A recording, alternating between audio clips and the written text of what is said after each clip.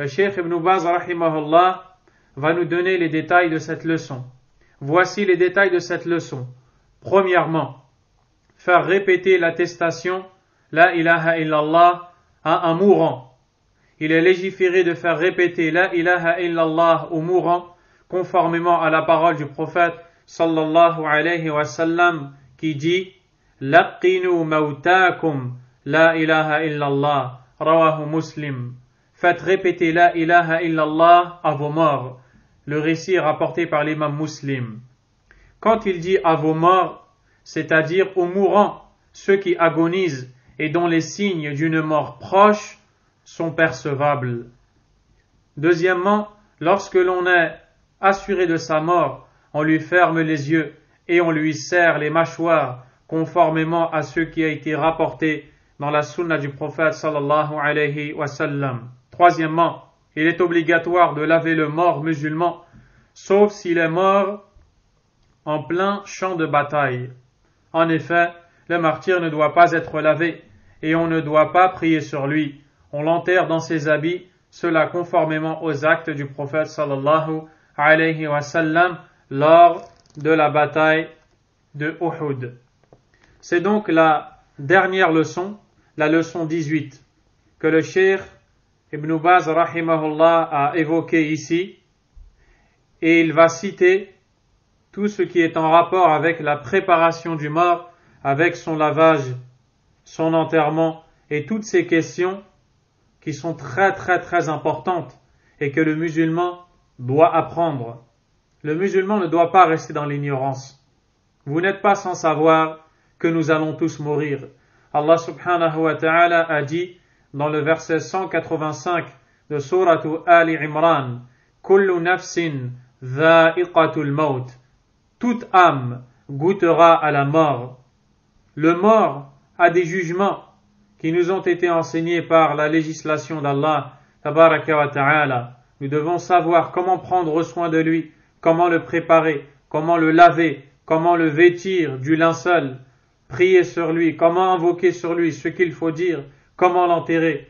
Toutes ces immenses règles et très importantes sont citées dans les textes. Les proches du mort doivent avoir un minimum de connaissances nécessaires à la mise en pratique de ces règles islamiques.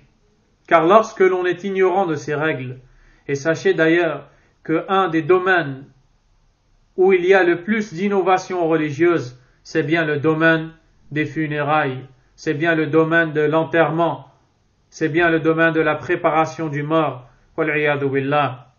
Je vous invite à vous procurer un écrit dans ce sujet très important du Cheikh Muhammad ibn Nasir al-Din al-Albani rahimahullah rahmatan wasi'a, intitulé Ahkamul Janaiz, les règles des funéraires. Le livre a été traduit en français, où il cite les innovations relatives à la préparation du mort et toutes ces choses-là. Et donc le musulman doit apprendre afin de ne pas innover, car plus tu ignores, plus tu commets des choses, plus tu es susceptible de commettre des choses qu'Allah n'a pas légiférées, subhanahu wa ta'ala. Beaucoup de gens ont innové et font des choses qui n'ont aucun fondement. Ils ne font que suivre leurs ancêtres, wal'iyadu billah. Au point où le Cheikh Abdurrazzaq al-Badr, hafidahullah, raconte qu'un jour un homme ignorant lui a raconté qu'il a prié en compagnie d'un groupe de personnes sur un défunt 2 rak'ah, comme on prie dans la mosquée, alors que dans la prière pour le mort, il n'y a pas d'inclinaison ruku', ni de prosternation sujud, ceci à cause de l'ignorance de ces gens, et c'est un droit que le mort a, que l'on prie sur lui de la bonne manière, et qu'il soit lavé de la bonne manière. La première chose qui a été citée par le Cheikh Ibn Baz rahimahullah, le fait de faire répéter au mourant. Le mourant, c'est celui qui est à l'agonie, et les signes de la mort proche apparaissent en lui. Ça peut être quelqu'un qui est sur le lit d'hôpital, ou alors quelqu'un qui est chez lui. Les signes apparaissent montrant qu'il est susceptible de mourir. Il est bon de lui faire dire La ilaha illallah car le prophète sallallahu alayhi wa sallam nous dit dans le récit Man kana akhiru kalamihi min ad-dunya la ilaha illa Allah dakhala al-jannah. Quiconque aura pour dernière parole dans ce bas monde la ilaha illa Allah entrera au paradis.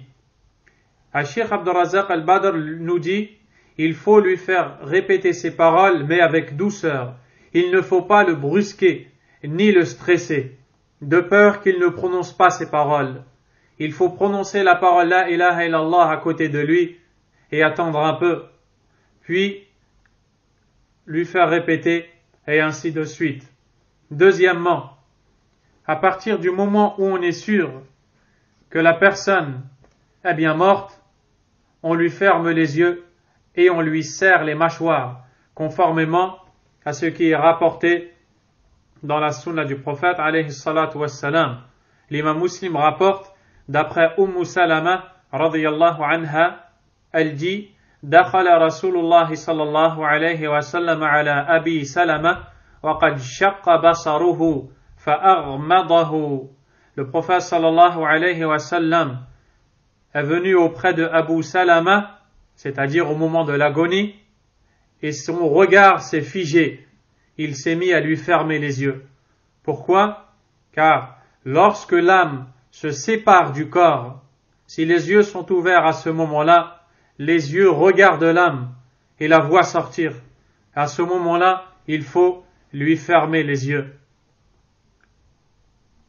Le Cheikh Ibn Baz rahimahullah ta'ala nous dit qu'il faut aussi lui serrer les mâchoires, c'est-à-dire qu'il faut faire en sorte de lui fermer sa bouche et de ne pas la laisser ouverte, comme en l'attachant, en passant quelque chose en dessous de sa mâchoire, puis on entoure la tête pour ne pas qu'il ouvre la bouche, afin que sa bouche reste fermée.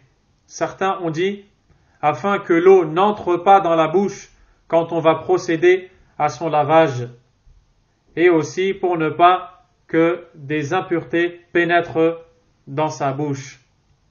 Ensuite, le Cheikh Ibn Baz rapporte qu'il est obligatoire de laver le mort. Certes, c'est une obligation, c'est un droit que le défunt a, et nous allons en voir prochainement les détails, incha'Allah ta'ala.